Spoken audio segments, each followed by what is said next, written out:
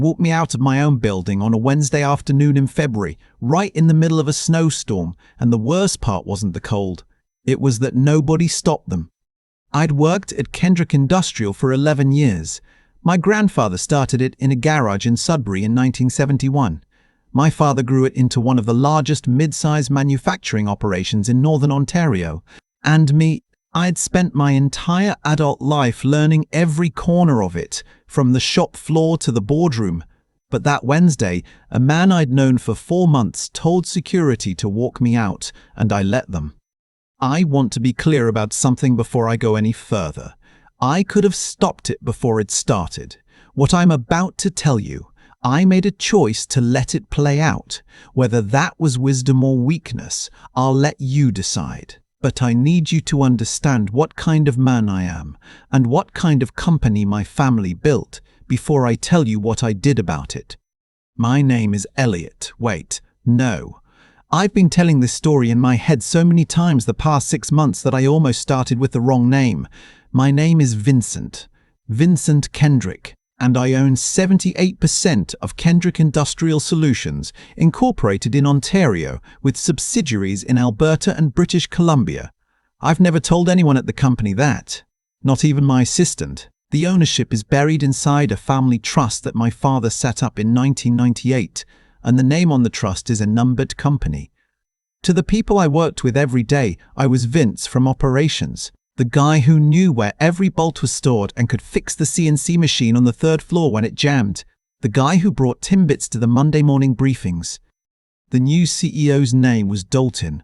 He came from a private equity firm in Calgary, brought in by the board after my father stepped back due to his health. I won't get into the full story of my father's illness. That's his story to tell, not mine. But the short version is that he trusted the board to find someone capable, and I trusted my father's judgment enough to give Dalton a fair chance. My father told me before Dalton's first day that he'd reviewed the man's track record personally. Give him room, my father said. See what he can do. So I stayed in my operations role. I watched. Dalton arrived with the energy of someone who believed that everything done before him was done wrong. That's the only way I can describe it. He wasn't hostile exactly. He was worse than hostile. He was dismissive. He'd walk through the floor and look at 20-year employees. The way you look at furniture, you're deciding whether to keep or donate. Within his first 6 weeks, he rebranded the company's internal culture program. Something my father had built over 15 years. Something that had kept our turnover rate of 4% in an industry that averages 30% and replaced it with a consultant design performance excellence framework that nobody understood and everyone hated.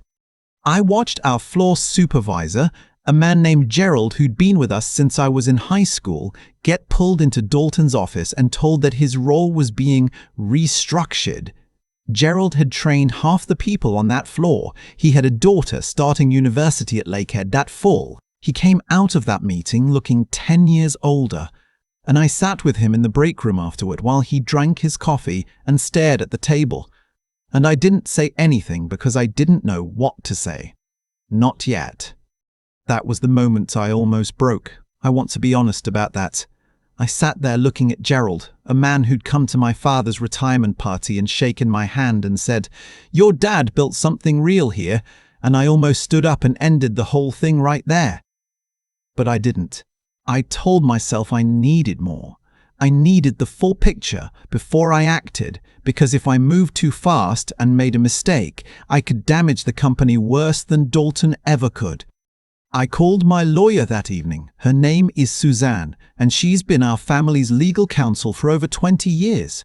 I told her what was happening. She listened without interrupting, which is how I knew she was taking it seriously. And then she said, "Vincent, you have the right to step in at any time. The trust structure gives you direct operational authority as the majority beneficiary.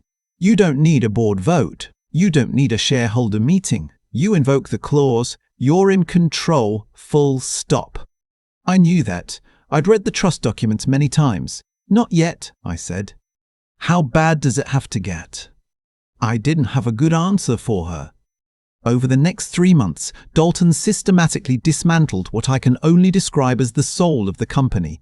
He brought in 3 external consultants from a Toronto firm at a combined daily rate that would have covered 2 full-time employees' salaries. He cancelled the apprenticeship program my grandfather had started, a program that had trained over 200 tradespeople over 5 decades, calling it inefficient allocation of development budget. He pushed through a shift schedule change that saved 11 minutes per day on paper and cost. Used 6 experienced machinists who quit within the same week because the new hours conflicted with their kids' school schedules. I documented everything. Every meeting I attended, every email I was copied on, every number I watched move in the wrong direction. I kept a running log in a notebook I bought from a Staples in Sault Ste. Marie during a site visit. Nothing digital, nothing that could be subpoenaed or accessed. Old-fashioned, I know. My father would have approved. The employee morale surveys, Dalton had implemented them as part of his performance excellence rollout, which I always found bitterly ironic, showed a drop from 74% engagement in Q3 to 41% by January. 41%. By January, 41%. That's not a warning sign. That's a company telling you it's dying. I raised the engagement numbers in a management meeting, quietly, professionally. I said the data was concerning and that some of the recent structural changes might be contributing to attrition risk. Dalton looked at me across the table, really looked at me for maybe the 3rd time since he'd arrived, and said, "Vince, I appreciate the input. Let's make sure we're focused on output metrics rather than feeling metrics." The room laughed politely. I wrote it in my notebook that night. Then, on a Wednesday in February, I came in to find an HR meeting already scheduled in my calendar. Our HR director, a woman named Carol who I'd always respected, sat across from me with the kind of careful expression people wear when they've been told exactly what to say. She told me my position was being eliminated as part of a strategic realignment. She said it was effective immediately. She said I could return the following week to collect personal items with security present. She slid a severance package across the table, 8 weeks, which under Ontario's Employment Standards Act was technically compliant for my length of service if they were treating me as an arm's-length employee, which of course was exactly the fiction we'd been maintaining. I read the document. I read it carefully, all 3 pages, while Carol sat there in silence. Then I signed it. I want you to think about that image for a second. The man who owns 78% of the company signing his own severance package because he decided to see it through to the end. I said, "Thank you, Carol," and I meant it. She was just doing what she'd been told. I picked up my notebook and my coffee mug, and I walked to the elevator, and 2 security guards I'd known for years walked beside me to the parking lot without making eye contact. It was -19 with the wind chill. The kind of cold that makes your eyes water before you even realize you're tearing up. I sat in my truck for about 10 minutes before I drove anywhere. Then I called Suzanne. "It's time," I said. She was quiet for a moment. "Are you sure? He just fired the grandson of the founder of the company. He has no idea. Yes, I'm sure."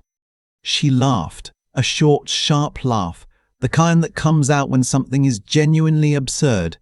"All right, give me 72 hours. The 72 hours were interesting. I went home to my house in the north end of the city, and I did something I almost never do. I called my father.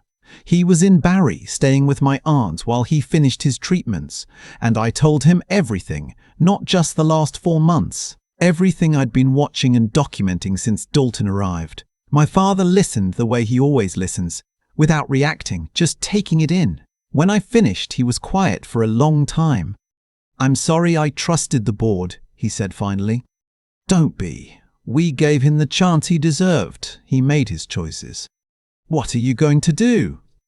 "Exactly what you built the trust to let me do." Another silence. Then he said, "Vincent, your grandfather would have moved faster." "I know. But he also would have been proud of the fact that you gave the man a fair shot." That mattered to me more than I expected it to. Suzanne filed the invocation of the majority beneficiary control clause on a Friday afternoon, which meant Dalton and the board received the legal notice over the weekend. I'm told by Carol, who called me privately on Sunday evening, voice shaking slightly, that Dalton spent most of Saturday on the phone with the board chair demanding to know if it was legitimate. It was. The trust documents were unambiguous, and the numbered company's connection to the Kendrick family had been a matter of corporate record for 26 years. Nobody had thought to look. The board called an emergency meeting for Monday morning. I drove in at 7:30. Parked in the spot that technically still had my old name on the visitor placard from 3 years back when we'd done the lot repaving and someone had printed them in the wrong order. Nobody had ever fixed it. I'd always found that quietly amusing. I took the elevator to the 4th floor boardroom. When I walked in, Dalton was already seated at the head of the table. He looked at me the way you look at someone who isn't supposed to be in the room, the polite confusion of a man who assumes there's been an administrative error. The board chair, a retired executive named Hammond, who I'd known since I was 12 years old, and who had the decency to look genuinely embarrassed, gestured to the seat to his right. I sat down. Suzanne was there with a colleague. She had a presentation on the screen already. Not a flashy deck, just clean slides, corporate records, trust documentation, ownership structure. Functional. Professional. She introduced herself to the room, though half of them already knew who she was, and then she explained in plain language what the invocation meant. Dalton interrupted 3 times during the first 5 minutes, the first time to ask about shareholder voting procedures. Suzanne explained that the trust clause superseded standard shareholder vote requirements for operational control decisions, which is not uncommon in family-held corporations and had been reviewed by external counsel at the time the trust was established. The second time to question whether my position elimination had any bearing on the trust invocation. It didn't. Employment status and beneficial ownership are legally distinct. The third time he interrupted, Hammond held up a hand and said, quietly but firmly, "Dalton, let her finish." Dalton finished, or rather, Suzanne did. I spoke for about 12 minutes total. I didn't need more than that. I went through 6 specific decisions Dalton had made that had caused documented, measurable harm to the company, not opinions, numbers. Revenue per employee down 11%. Voluntary attrition up from 4 to 17% in 9 months. The apprenticeship program cancellation and its projected long-term impact on our skilled labor pipeline. The consultant expenditure, $340,000 over 4 months with no measurable operational improvement tied to any of it. Then I talked about Gerald. I told the board what Gerald had built over 22 years. I told them about the apprentices he'd trained and where they were now. Some of them were floor supervisors at our own facilities. 2 had started their own shops and still subcontracted to us. I said that the decision to eliminate Gerald's role had cost us more institutional knowledge than any efficiency calculation could justify, and that if I had acted sooner, it wouldn't have happened. I acknowledged that directly. I said I waited longer than I should have, because I wanted to be fair, and that my fairness had a cost, and some of the people in that company had paid it, and I was sorry for that. That was the moment the room changed. I could feel it. A couple of the board members who'd been sitting with that careful, neutral expression shifted. Hammond looked at the table. Dalton said, "This is a performance review dressed up as a legal takeover." I looked at him for the first time all morning. No. A performance review is something I would have done with you privately, given you the numbers and asked for your plan to address them. I tried that in January. You told me to focus on output metrics rather than feeling metrics. This is a consequence. The meeting lasted another 40 minutes. At the end of it, Suzanne submitted the formal resolution invoking my operational authority as majority beneficiary, effective immediately. Dalton's employment as CEO was terminated with cause per the terms of his contract, which included a performance threshold clause tied to employee retention and operational continuity metrics that his own team had negotiated into the deal and apparently never expected to be enforced. He left the building at 10:47 in the morning. I watched from the boardroom window. It wasn't satisfying the way I thought it would be. It was just finished. I spent the rest of that day in the building, walking the floor, talking to people, not announcing anything dramatic, just being there. Word travels fast in a 200-person operation, and by noon, most people knew something had changed. I stopped at the machine shop and found Gerald there. Carol had called him that morning and asked him to come in at my request, and he looked at me with an expression I didn't know how to read at first. "I heard," he said. "I should have moved sooner," I said. "I'm sorry I didn't." He was quiet for a moment. Then he said, "You gave him the rope." "I gave him too much of it." Gerald nodded slowly, looking at the floor. "What happens now?" "You come back, if you want to. Same role, same seniority, with a raise that should have happened 2 years ago regardless of any of this."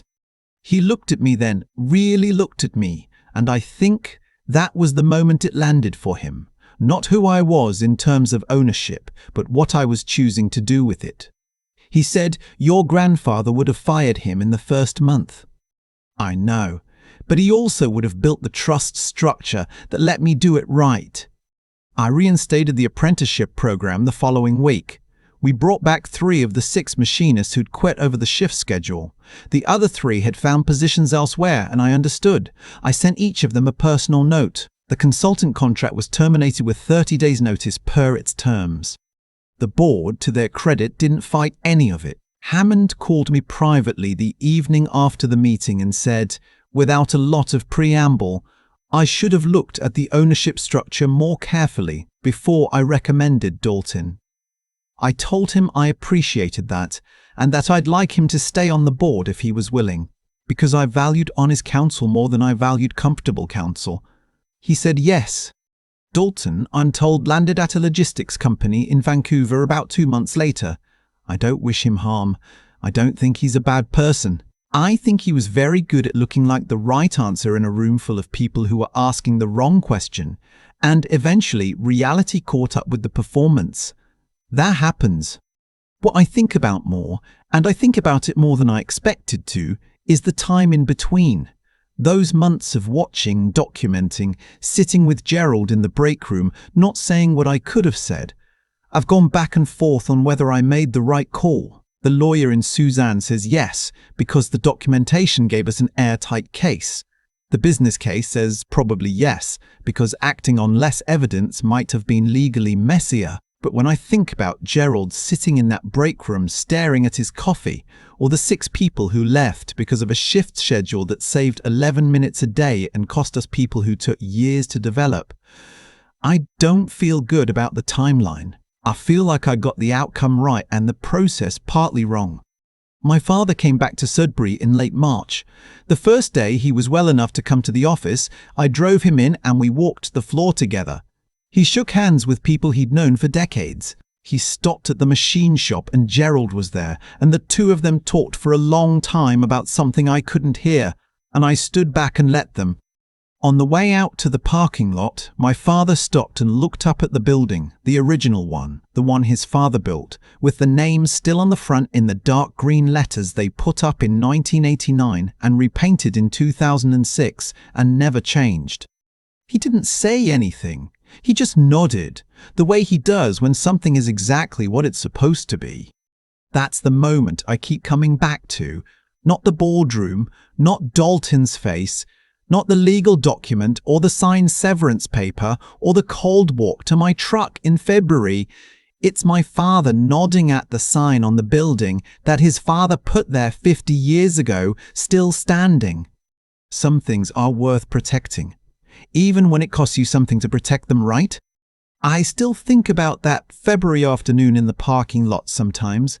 -19, eyes watering, sitting in my truck with my coffee mug and my notebook and a severance package I'd just signed for a company my grandfather built with his hands. If you'd told me a year earlier that I'd sit there for 10 minutes before driving away, I wouldn't have believed you. But I did sit there, and I don't regret it. What I regret is Gerald in the break room. That's the part that stayed with me long after Dalton was gone and the apprenticeship program was back up, and the building sign was exactly where it had always been. The outcome was right. The timeline had a cost, and real people paid it, and no legal victory changes that. I knew what was happening. I had the authority to stop it, and I waited. I told myself it was strategy, and it partly was, but if I'm being honest with myself, the kind of honest you can only manage at 2 in the morning when there's nothing left to distract you, I also didn't want to be wrong. I wanted to be certain. And certainty, it turns out, is expensive. There's something I've come to understand about the way choices actually work, not in theory but in real life. Every time you act with integrity, every time you tell the truth when it's easier not to, every time you give someone a fair chance even when you suspect they'll waste it, you're building something. It doesn't feel like building. It feels like patience or restraint, or sometimes just stubbornness. But it accumulates. Dalton walked into that boardroom on a Monday morning and sat at the head of a table he thought was his, and the reason I could walk in and end it cleanly, without litigation, without drama, without a single board member pushing back, was because of every documented meeting, every careful note, every moment I chose to do things properly instead of quickly. The groundwork holds the structure. It just doesn't feel like that when you're laying it. And the thing about Dalton, I don't think he was calculating or deliberately cruel. I think he was competent at performing leadership without understanding what leadership actually costs. He knew the vocabulary, he knew the frameworks and the consultant decks and the language of optimization. What he didn't know was Gerald's daughter starting university that fall, or what it means to a 53-year-old tradesman to have 22 years of work dismissed as inefficient. Knowing those things, caring about those things, that's not soft. That's the actual job. The intelligence that matters in a business built on people isn't in a spreadsheet. It's in the break room at 9 a.m. when someone's staring at their coffee. My father came back to the building in late March and nodded at the sign on the front without saying a word, and I understood everything in that nod. The company survived not because of the trust document or the legal clause or the 72 hours Suzanne needed to file the papers. It survived because 3 generations of people cared enough to build something worth protecting, and then cared enough to protect it properly, and then cared enough to protect the people inside it, even when it was slow. Even when it cost something, even when it would have been easier to act faster and ask fewer questions. That's what I'd want someone to take from this, if they take anything at all. Not the strategy, not the legal structure. The fact that doing things right and doing things well are usually the same thing, and the gap between them is almost always just patience and the willingness to be accountable for your own timing. I got the outcome. Gerald got his job back, my father got to see the sign. And I learned, finally, that being fair to someone isn't the same as being passive. You can give people every chance they've earned and still know exactly when enough is enough.